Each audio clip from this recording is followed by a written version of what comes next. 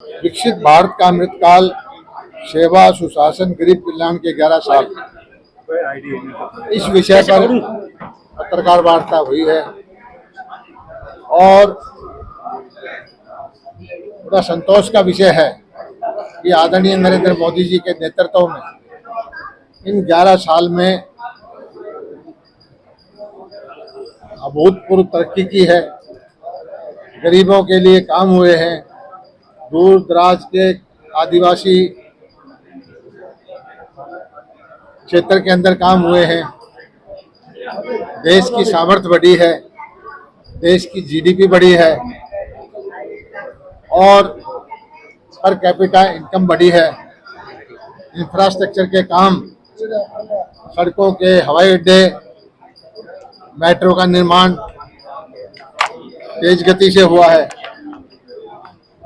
देश में medical colleges, IIT, IIM की संख्या बढ़ी है।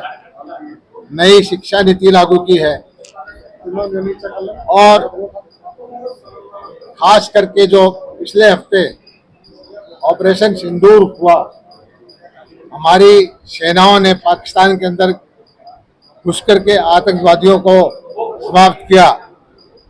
पाकिस्तान के जो रक्षा संस्थान थे उन पर अटैक किया। तो ये एक आत्मसंतोष का विषय है और मोदी जी का जो लक्ष्य है 2047 तक विकसित भारत की लक्ष्य तक पहुंचाना, उसकी तरफ देश आगे बढ़ रहा है। सारे देशवासी मिल करके देश को आगे बढ़ाने में उनका सहयोग है। भारतीय जनता पार्टी और आदरणीय नरेंद्र मोदी जी को आशीर्वाद देने में हमारे मतदाता का पूरा सहयोग मिला है।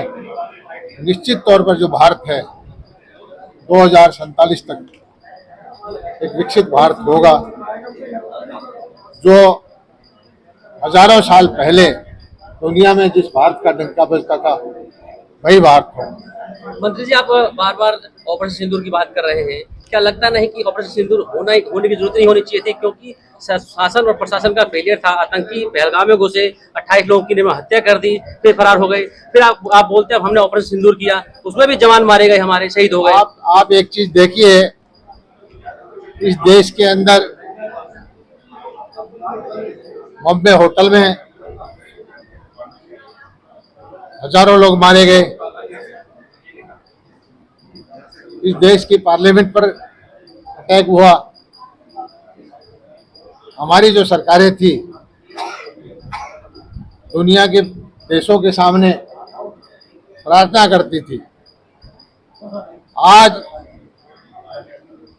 ठीक है, घटना हुई है, लेकिन जिस तरह से हमारी सेनाओं ने पराक्रम दिखाया, जिस तरह से पाकिस्तान के अंदर घर में घुस के आतंकवादियों को नेस्तनाबूद किया,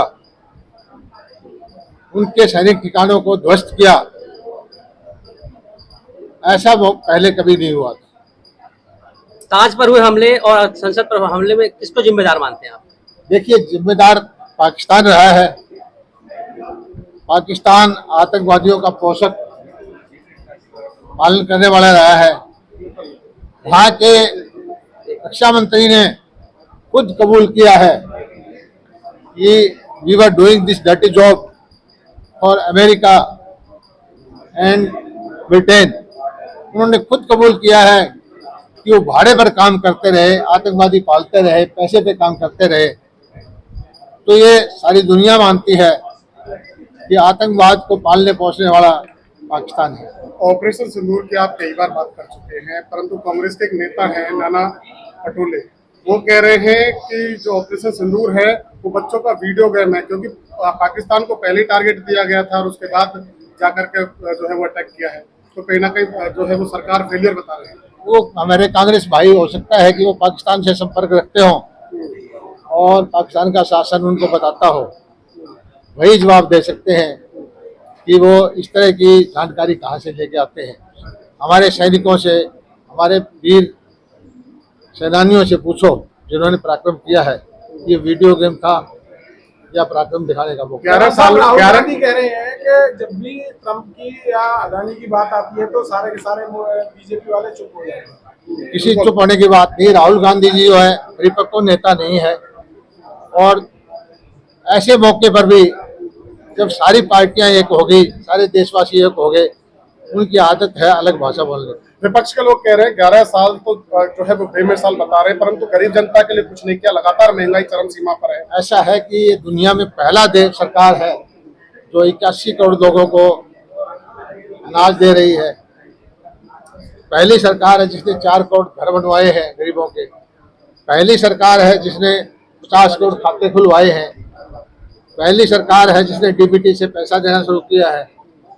और भारतीय जनता पार्टी की सरकार गरीब कल्याण के प्रति समर्पित है। बीजेपी फ्री की रेवड़ियां बांटने के खिलाफ है।